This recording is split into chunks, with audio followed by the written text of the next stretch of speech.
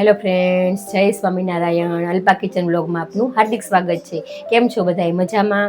આજે હું ફરાળી બફળા બનાવું છું, જે ઉપવાસમાં ખાઈ શકાય છે. અત્યારે હવે શ્રાવણ મહિનો આવી રહ્યો છે, તો ઉપવાસમાં પણ એ ખાઈ શકાય તેવા ફરાળી બફળા બનાવું છું. ચાલો કઈ રીતે બનાવાય એ તમને બતાવું.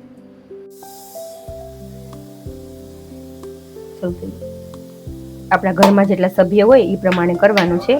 આજે મારા ઘરે મહેમાન છે, એટલા માટે મેં 2 કિલો બટેકા લીધા છે. હવે 2 કિલો બટેકાને મેં 3-4 કલાક પહેલાં બાફીને ફોલીને તૈયાર કરી દીધા છે, કારણ કે આને એકદમ ઠંડા થવા દેવા પડે. ગરમ ગરમમાં મસાલો સારો થતો નથી, તો ચીકણા થાય બટેકા. એટલા માટે થઈને આપણે પહેલાં જેને બાફીને તૈયાર કરીને રાખ્યા છે.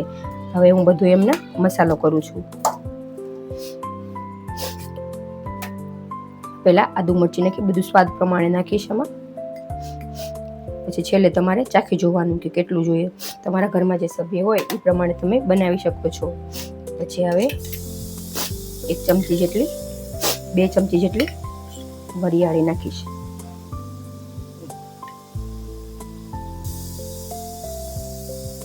બે ચમચી વરિયાળી નાખી હવે 2 ચમચી જેટલા આપણે કાજુ નાખશું. 2 ચમચી જેટલી દ્રાક્ષ નાખશું. 1 મોટી ચમચી જેટલા આપણે મરી નાખશું.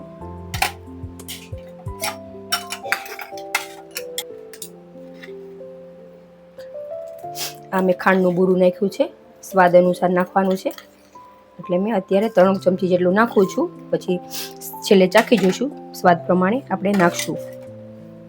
પછી દાડમના દાણા લીધા છે, જે મેં નાની એવી વાટકી ભરીને લીધા છે, એટલે આપણે દાડમના દાણા નાખી દઈશું. સિંગદાણાનો ભૂકો પણ મેં અત્યારે 4 ચમચી જેટલો નાખું છું. પછી જરૂર પડશે તો છેલ્લે નાખીશ. પછી આ બધો મસાલાને આપણે મેશ કરી નાખશું. હવે આપણે એની અંદર લીંબુનો રસ નાખીશું. રસ એ મેં અત્યારે 3 લીંબુનો કાપ્યા છે. પછી સ્વાદ અનુસાર લીંબુ પણ આપણે નાખશું.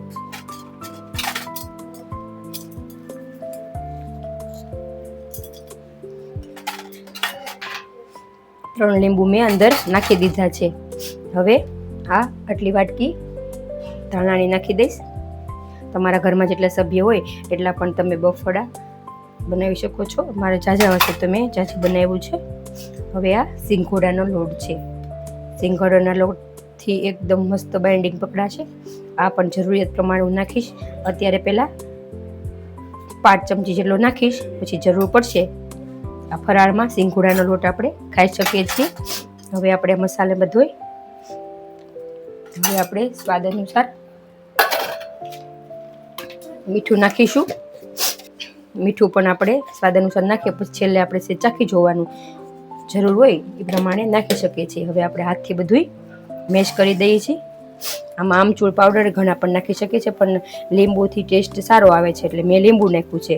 પણ આને બહુ મસળવાના નથી. એકદમ મસળશો તો ચીકણા થઈ જશે. એટલે હવે આપણે આને મસાલાને તૈયાર કરી નાખશું.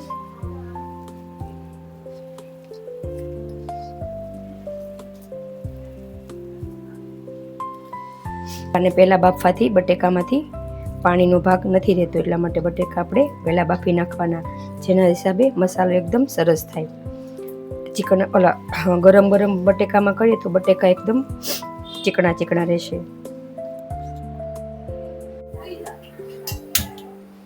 ગેસ શરૂ કરી દઉં છું. હવે આપણે આ મસાલો તૈયાર થઈ ગયો છે.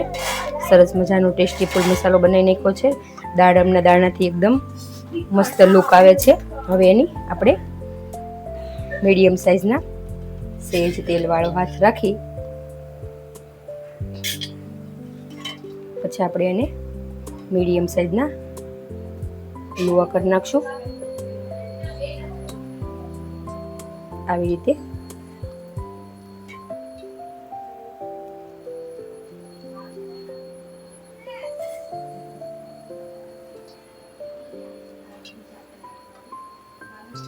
રીતે લુવા તૈયાર કરી નાખશું.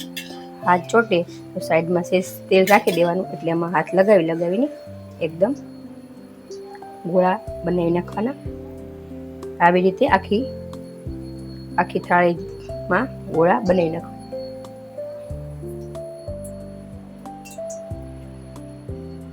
હવે આપણે આપણા એકદમ ગોળા તૈયાર થઈ ગયા છે. હવે આપણે તેલ પહેલાં મેં ગરમ કરવા મૂકી દીધું. હવે આપણે ચેક કરી લઈએ તેની અંદર કે તેલ આવી ગયું છે કે નહીં એમ. મીડિયમ ગેસ ઉપર જ આપણે તેને તળવાના છે.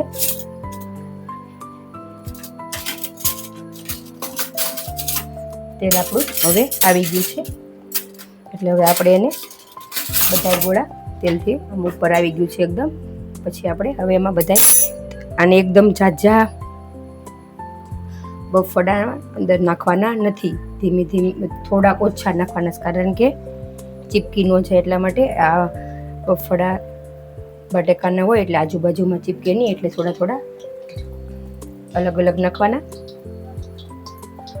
ને ઓછા નાખવાના, જેનાથી કરીને ખરાબ ન થાય.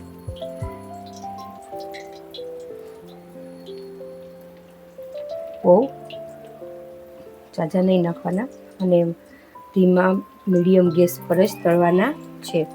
હવે મેં 5-6 નાખી દીધા છે. હવે અને તરત પણ આપણે એને હલાવવાના નથી, થોડીક વાર એને ચડવા દેવાના છે. હવે આપણે અંદર એક ચાકુથી ચેક કરી લઈએ. એકદમ સરસ મજાના તળાયા છે.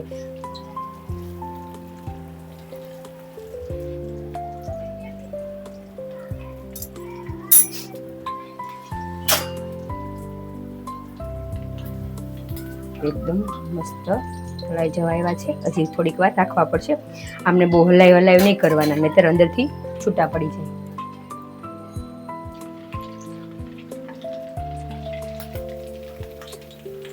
ગોલ્ડન રંગના એકદમ તૈયાર થઈ ગયા છે, સરસ મજાના. હવે આપણે એને ડીશમાં કાઢી નાખશું. એકદમ સરસ મજાના.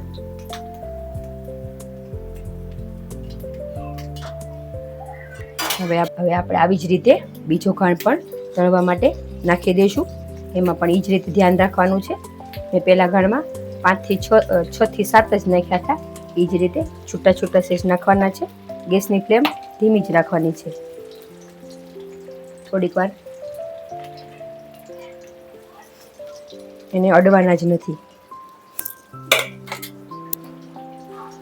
આપણે આવી રીતે ચાકુથી આમ હલાવી લેવાના.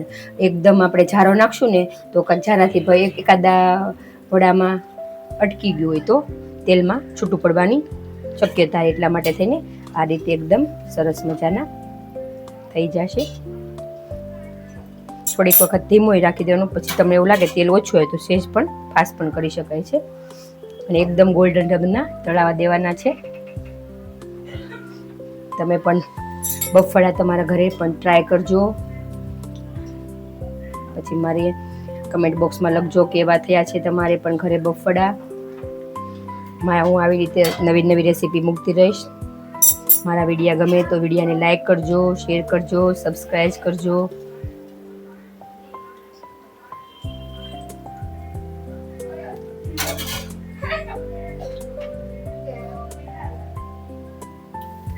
આવી રીતે બીજો ઘાણ પણ સરસ મજાનો તૈયાર થઈ ગયો છે.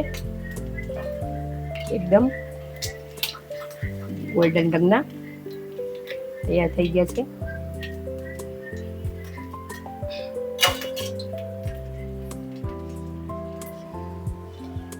ગરમા ગરમ બફળા તૈયાર થઈ ગયા છે.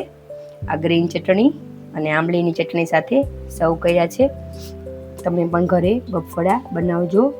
વિડીયાને લાઈક કરો, શેર કરજો, સબસ્ક્રાઈબ કરજો. જય સ્વામિનારાયણ.